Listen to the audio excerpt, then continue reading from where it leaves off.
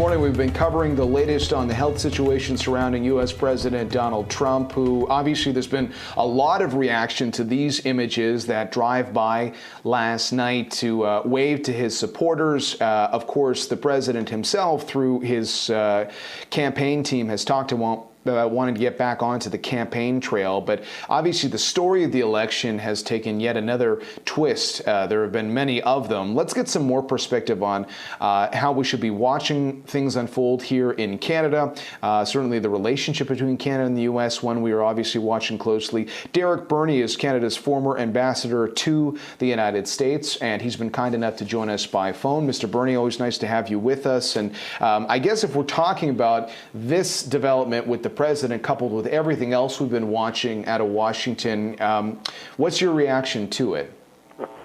Well, it must make Canadian politics look a bit dull, John, is my first reaction.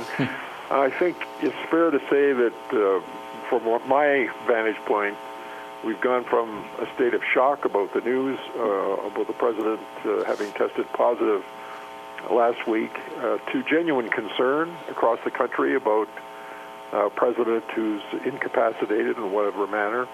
And now we're in a position of complete confusion, given all the contradictory information that's coming out of the White House and from the doctors, for that matter, about the actual state of the president's health. So I think confusion is the sentiment right now. There's no question but that the president is losing campaign time at a time when he can least afford to, because, as you will know, and if you believe the polls, former Vice President Biden has assumed a pretty wide lead in the polls, particularly after the debate debacle, if you want to call it that. I don't put much store in polls that are a month away from the election, but there's obviously concern in the president's campaign team about whatever time they may lose, because campaigning is his forte. So it's a bit confused at the moment. The vice presidential debate takes place this week. That will give us a bit of a look. But it's the uncertainty about what is the president's real health condition. I think that's the dominant question right now. It certainly put the virus back up front as the number one issue, which is not what the president had wanted. He'd much prefer law and order or the economy to be the dominant issue in the campaign. But unquestionably now, it's the virus and the resurgence of the virus that is capturing the attention of most Americans. Mr. Burney, what do you think conversations in Ottawa should be like or look like right now? Obviously, we have to think about what this U.S. election means for Canada. We've talked a lot about the trade relationship. Obviously, you played a key role in NAFTA, and we've seen that retooled and become a huge storyline over these last few years. But, you know, I guess I would add to that, you know, whether it's Trump, whether it's Biden, clearly this idea of Buy American has been a big campaign trail message, which has resonated with voters. But I suppose if I'm looking for a little Canadian context on all of this and what we should be thinking about, what's top of mind for you? Well, I guess the good news about Trump for Canadians who believe in the importance of the energy sector is that, you know, we would see positive outcomes coming to us on the energy front. As you said, when it comes to protectionism, there's nothing to choose between the two candidates. Biden is every bit as much a Buy America, America First candidate as the president. The one distinction I would make about Biden is that in terms of foreign policy or geopolitical issues, he and his advisors are likely to be more conventional than we've seen from Donald Trump. Donald Trump does not believe in alliances. He does not really search for cohesion internationally. He's much more of a unilateralist. I think after 47 years of experience in Congress and the administration, Biden is more likely to be more in tune with the needs of the Western Alliance, and that will be an area of some comfort to countries like Canada, who are dependent on the value of the security of our alliance and also the leadership of the United States, which has been to put it mildly, a little erratic over the last 3.5 years.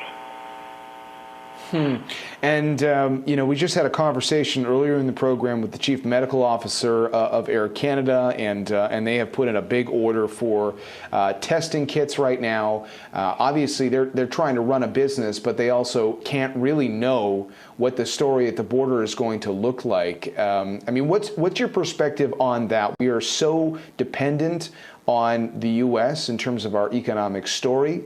Obviously, I think there's a lot of support in this country for seeing those border restrictions remain in place until the COVID-19 pandemic is more under control. But how are we going to balance that, the need for health and safety, but also for functioning economies? Well, I guess the good news, John, is that the border is still open in terms of trade. And right. The American economy is rebounding quite strongly. Now, whether that's going to continue, given the resurgence of the virus, that's anybody's bet. But, the good news is the border is open in terms of trade. The American economy is coming back stronger than the Canadian economy, for that matter. And so I'm less concerned about friction at the border than I am about the potential for more Buy America, more emphasis on manufacturing jobs in America, all of that stuff, which is not going to be good news for Canada or for any other trading partner of the United States if it's implemented as Biden is proposing, or even as Trump, as we know, has been doing since he was elected. The good news, though, is they did back down on the aluminum tariffs, and the Canadian government was right to threaten to retaliate. That's what we should be doing. And it worked, and but we're going to have to keep our eye on those kinds of things, because when politics overwhelms trade, the principles go out the door. We only have about 20 seconds left. Which way are you leaning? What do you think is going to happen election night? Well, I think the most significant poll I would mention, John, that strikes me as being indicative is the polling of the elderly whites in America. That was a community that Donald Trump carried substantially in the election against Hillary Clinton. He's now trailing Biden by a margin of almost 2-1 with that group of Americans. Peggy Noonan said yesterday on one of the talk shows, Peggy Noonan of the Wall Street Journal, that it's because of the lack of decorum in the White House. Elderly people like me, of course, look for a sense of decorum from government. They haven't seen much. And I think if there's a reason why there's a shift away from Trump, it's not because Biden is popular. It's because Trump is increasingly unpopular. All right. Derek Burney, thanks as always, Canada's former ambassador to the U.S.